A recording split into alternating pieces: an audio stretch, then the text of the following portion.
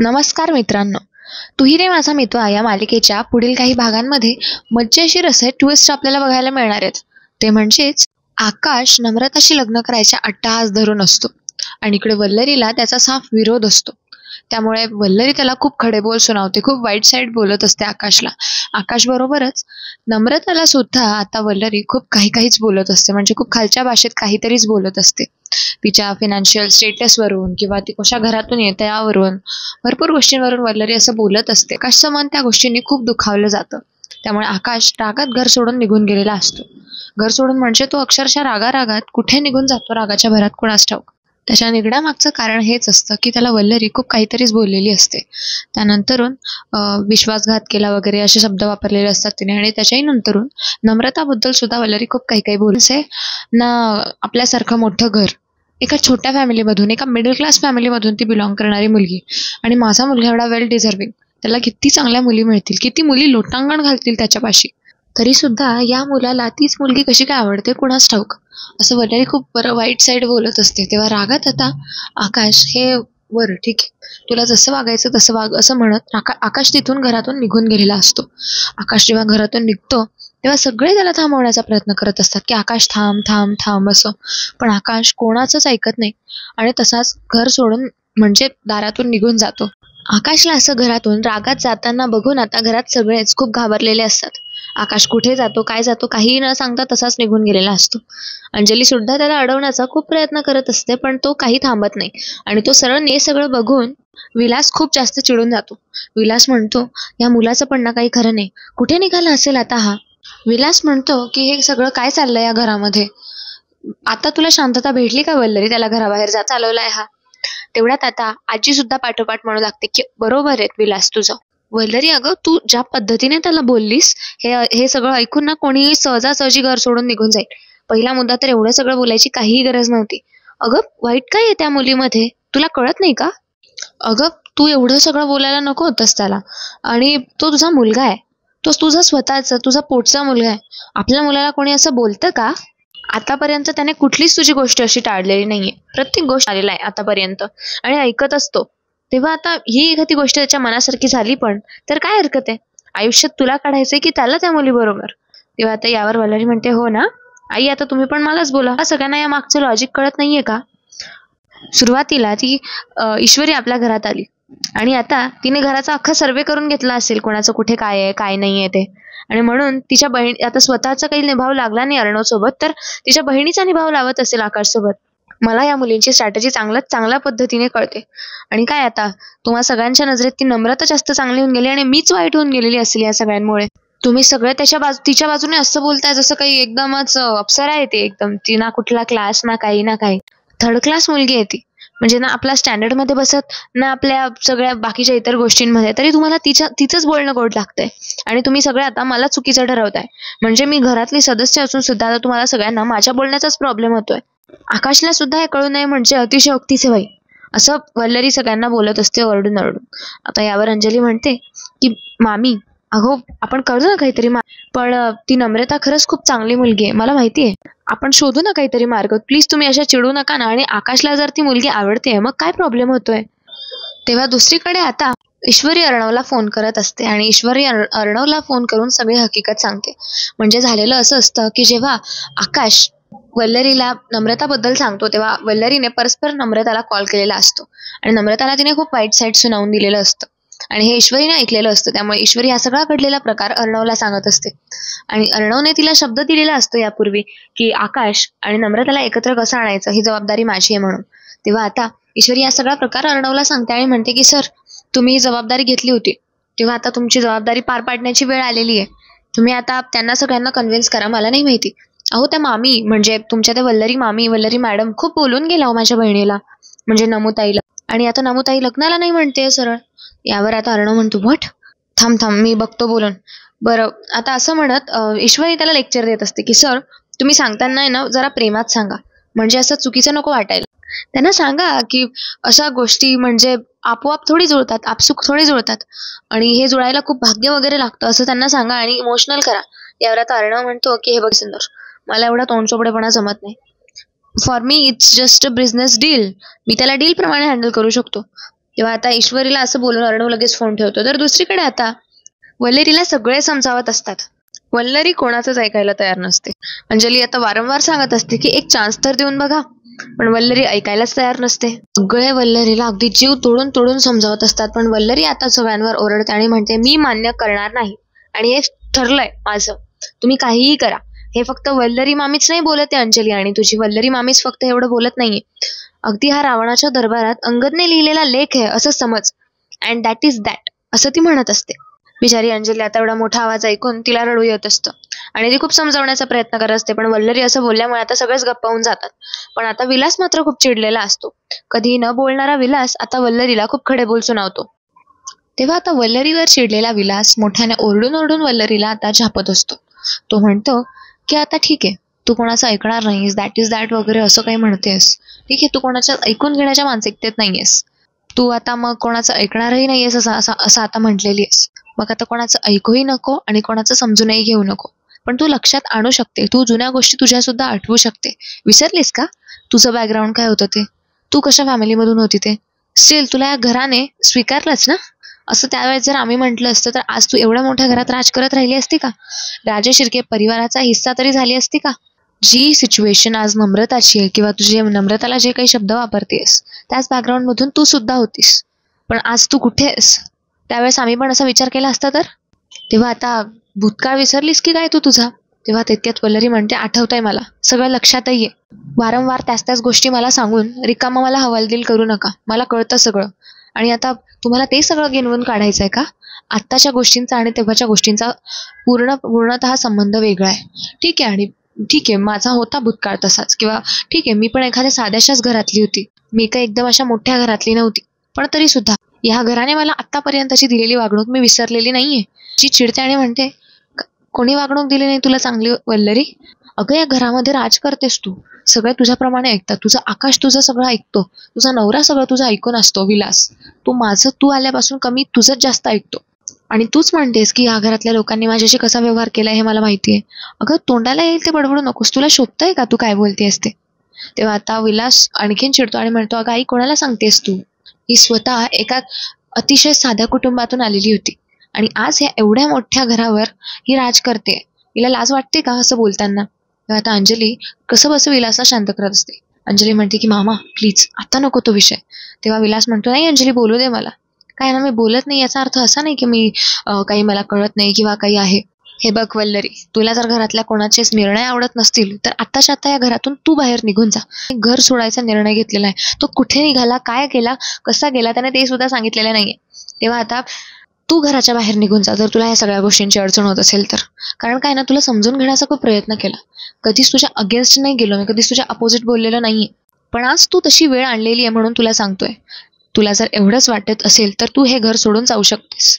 तेव्हा आता वल्लरी रडायचं नाटक करते आणि लगेच तिच्या रूममध्ये निघून जाते. रूममधून पटकन ती बॅग भरून आणते आणि आता बॅग घेऊन निघू लागते. तेवढ्यात आता आजी आणि अंजली दोघंही तिला अडवत असतात, तिला सांगत असतात विनवण्या करून करून की नको जाऊस नको जाऊस असं. पण आता वल्लरीला ड्रामाच करायचा असतो, त्यामुळे वल्लरी म्हणते की नाही नाही ते काही नाही, मी या घरात थांबूच शकत नाही. आणि आता आकाशचे बाबा म्हणतायत तसं म्हटल्यानंतर त्यांनाच माझी जर अडचण आहे एवढी तर मला या घरातून निघणंच सोयीचं आहे. वल्लरी आता ताबडतोब तिथून जाते आणि तिची बॅग भरून निघायलाच जाते. तेव्हा आता अंजली म्हणते मामा अरे असं का बोलतोयस तू तिला, अडव बरं. तेव्हा आता विलास म्हणतो की नाही अंजली जाऊ दे तिला, तिच्यामुळे माझा मुलगा कायम तिचंच ऐकत आलेला मुलगा आज घर सोडून कुठे गेला काय माहिती, कुठे निघून गेला रागात कुणास ठाऊक. आणि हिच्यामुळे हे घरामध्ये एवढे क्लेश होत आहेत, एवढे वाद होत आहेत, हिच्या प्रत्येक गोष्टी आपण झाकत आलेलो आहे, पण आता नाही, जायचं असेल तर जाऊ दे तिला असं म्हणतेच बसून सगळी गंमत बघत असतो. आणि एकीकडे वल्लरी रडायचं नाटक करत करत घराबाहेर पडू लागते. इतक्यात अंजली आणि आजी दोघंही तिला जीवाच्या आकांताने थांबवण्याचा प्रयत्न करत असतात. त्या दोघंही तिला सांगत असतात की हे बघ वल्लरी रागात डिसिजन कुठलाही घेऊ नको. अगं नम्रतामध्ये काय खोट आहे, ती मुलगी किती व्यवस्थित आहे, तुला असं का वाटतं की ती मुलगी व्यवस्थित नाहीये. तेव्हा आता वल्लरी म्हणते माझा निर्णय झालेला, मुलगी नकोय आणि मला ती मुलगी नकोय. आता तिचा विषय चालू असताना माझा विषय का काढला, म्हणजे आपला मुद्दा प्रूफ करण्यासाठी तुम्ही आता माझ्यावर येत आहे असं आता विलासला अनुसरून वल्लरी बोलत असते. हे बघ अंजली, एकतर ती मुलगी या घरात राहील एकतर मी, असं म्हणत आता वल्लरी घराच्या बाहेर निघून जाते. इतक्यात ना तिकडून अर्णव सुद्धा येऊ लागतो. तेव्हा आता आजी आणि अंजली पुन्हा पुन्हा अडवत असतात. तेव्हा इतक्यात विलास म्हणतो अगं आई जाऊ दे तिला, मी चांगलंच ओळखतो तिला, 2 तासात सगळी चक्कर मारून परत येईल इथेच, निघू दे तिला, असं म्हणत वल्लरी आणखीनच रडू लागते आणि घराबाहेर पडते.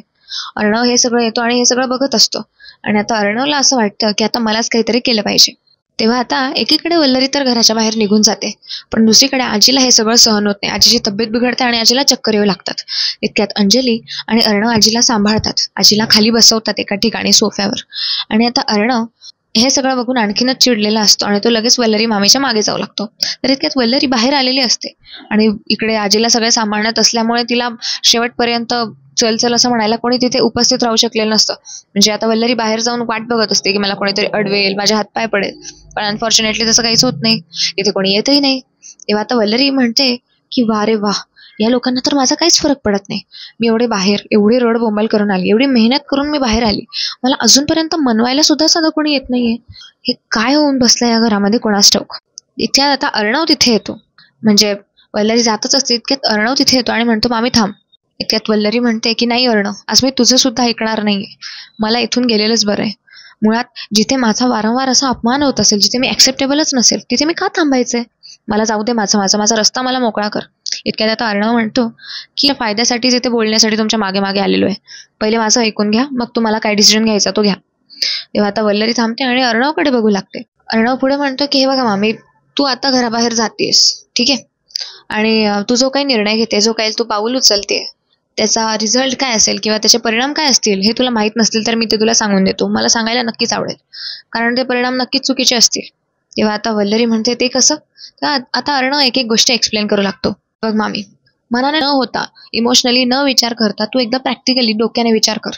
हे बघ, तू राजे शिर्के घराण्याची सून आहेस आणि तुला तर माहिती आहे आपला बिझनेस, आपलं नाव किती मोठं आहे, सगळीकडे आपण किती नावलौकिक आहोत ते, आणि अशा घराण्याची तू सून आहेस. तुझं आज जे काही स्टेटस आहे सगळे, तुझी जी काही आज ओळख आहे सगळीकडे, ती राजे शिर्के आडनाव जोडल्यामुळेच भरपूर आहे, नाही का? तेव्हा आता ही डील जर तू ऍक्सेप्ट केली नाहीस तर सगळ्यात जास्त नुकसान यात तुझंच आहे. हे बघ मामी, तुला माहित आहे की नाही मला माहित नाही, पण तू जर हे घर सोडून गेली अथवा नाही गेली तरी सगळे मिळून आकाश आणि नम्रताचं लग्न तर लावून देणारच आहेत. म्हणजे मग तू घरात असली जरी नसली जरी तरी सुद्धा. आणि मला ही गोष्ट क्लिअर करून द्यायला नक्कीच आवडेल. तेव्हा तुझं ओपिनियन इथे कुठेच मॅटर करणार नाहीये. तेव्हा नम्रता आणि आकाशचं लग्न तर सगळेच लावून देतील, आणि एकदाच जर का त्यांचं लग्न झालं तर तुझ्या ॲब्सेन्समध्ये, तू नसताना, इच्छा नसताना का असे ना, नम्रता तुझी जागा नक्कीच घेऊन घेईल. कारण तुझ्या नंतरून तर तीच सून असेल, आणि तू जर घर सोडून गेलेली आहे म्हटल्यानंतर तुझी जागा तर निश्चितच तिला मिळेल. मग तिची इच्छा नसताना सुद्धा तिला ते स्वीकारावं लागेल. हे ऐकताच आता वल्लरीची डोळे चमकतात आणि वल्लरी अर्णवकडे अजून निरखून बघू लागते. अर्णव पुढे म्हणतो, आता मला सांग, यात तुझा या सगळ्यात सॉरी, म्हणजे बघ ना, एका झटक्यामध्ये, म्हणजे तू घर सोडून जाते आणि नम्रता तुझ्या जागेवर येते, एका झटक्यामध्ये तू या घरासाठी केलेलं सगळं काही, मग ती तुझी मेहनत असू दे, तुझं काही कार्य असू दे, किंवा तू आजपर्यंत जे जे काही या घरासाठी केलेलं आहे सगळं धुळीला मिळून जाईल. लक्षात तर कोणाच्या राहणार नाही, शिवाय तू सुद्धा घरामध्ये नाहीच आहे असं सगळे समजतील. आणि त्याचबरोबर एका झटक्यामध्ये तू आधी जिथून आलेली होतीस किंवा जो काही तुझा भूतकाळ होता तिथेच परत पोहोचून जाशील. म्हणजे विचार कर ना, एवढ्या याच्यात तू आता एवढं तुझं नाव, स्टेटस हे सगळं धुळीला मिळेल आणि पुन्हा तू त्याच ठिकाणी येशील जिथून तू उठून आलेली होती. तेव्हा आता वल्लरी घाबरते, वल्लरी विचारात पडते. त्यामुळे अर्णव म्हणतो की विचार करणं सोड मामी, घराच्या बाहेर जाणं सुद्धा सोड, कारण या डीलमध्ये सगळ्यात जास्त लॉस कोणाचा होणार असेल तर तो तुझा आहे.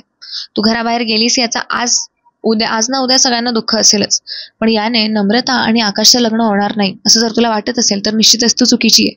तुझं नाव, तुझं स्टेटस, तुझी इज्जत आणि राजे शिर्के घराण्याची सून म्हणून तुझा जो रुतबा आहे तो सगळा धुळीला मिळणार आहे. आणि शिवाय आणखीन एक गोष्ट, आकाशचं जे आयुष्य तू नेहमी कंट्रोल करत असते, आकाशला जी शिकवण देत असते, किंवा आकाशच्या आयुष्यातले जे काही निर्णय घ्यायचा तुझा हक्क आहे, ते सगळे हक्क तू गमावून बसशील मामी. तेव्हा आता विचार कर की तुला हे घर सोडून अजूनही जायचं आहे की नाही ते. तेव्हा आता वल्लरी विचार करते आणि म्हणते की हो, पटतंय मला तुझं म्हणणं, पण मशीनबद्दल खतखत आहे आणि ती कायम राहील. तेव्हा आता अर्णव म्हणतो, हे बघ मामी, हे तुझ्यावर आहे आता, की एका झटक्यामध्ये आतापर्यंत कमवलेली इज्जत, नाव सगळं गमवायचं, की गुपचूप नम्रताला ऍक्सेप्ट करून तुझी जागा कायम ठेवून आकाशच्या जीवनातले जितके काही डिसिजन्स घेण्याचा तुझा हक्क आहे ते घ्यायचा. सो इज युअर्स, तू ठरव काय करायचं ते. तेव्हा आता वल्लरी खरंच खूप विचारात पडलेली असते. हे बघ मामी, मी अर्णव राजे शिर्के एक बिझनेस टायकून आहे आणि बिझनेसमॅन असून म्हणजे त्या नात्याने मी तुला गोष्ट सांगतो की कधीही कुठल्याही डीलमध्ये आपला फायदा कुठे आहे हे बघायचं. आणि जर तू शहाणी असशील तर तू आता चांगला तो डिसिजन घेशील, नाहीतर आता तुला जायचंय तर तू जाऊ शकतेस. म्हणजे डिसिजन हा पूर्णपणे तुझा आहे. तुला जायचं असेल अजूनही तर तू जा. तेव्हा आता वल्लरीला तिची चूक कळते, तिला तिचा फायदा कशात आहे हे सुद्धा कळू लागतं, त्यामुळे ती तिचं जाणं कॅन्सल करते. दुसरीकडे आता अंजली, आजी हे सगळे काळजीत असतात. म्हणजे त्यांना कळतच नसतं की आता ही सिच्युएशन हँडलच कशी करायची. आणि एकीकडे विलास तर असा बसलेला असतो की त्याला काही फरकच पडत नाही. इतक्यात आता तिकडनं अर्णव येतो आणि अर्णवच्या सोबत वल्लरी सुद्धा आलेली असते. आता वल्लरीला अर्णवने अडवलेलं बघून सगळेजण घरामध्ये खूप खुश होऊन गेलेले असतात. आता अर्णव म्हणतो की ठीक आहे, झाला आपण प्रॉब्लेम सॉल्व्ह. तेव्हा अंजली म्हणते की अर्णव कसं काय केलंस तू हे? तेव्हा अर्णव म्हणतो की काही नाही, 4 गोष्टी सांगितल्या फक्त मामीला समजावून, बस दॅट्स इट. हो ना मामी? तेव्हा वल्लरी म्हणते की हो हो ठीक आहे, जे काही येते ॲक्सेप्ट आहे मला नम्रताचं आणि आकाशचं लग्न. पण हा, माझी एक अट आहे. तेव्हा आता बघू लागतात. आजी म्हणतात आता काय अट आहे तुझी? वल्लरी यावर म्हणते की नम्रताला मी स्वीकारते आणि आकाशच्या लग्नाचे जे काही डिसिजन्स असतील ते सगळे माझ्याप्रमाणे होतील. सगळं काही माझ्या हातात असेल. तेव्हा आता सगळे हा निर्णय मान्य करतात आणि सगळे एकदम नॉर्मल होऊ लागतात हळूहळू. सगळ्यांना आनंद होतो की आकाश आणि नम्रताला वल्लरीने स्वीकारून घेतलंय.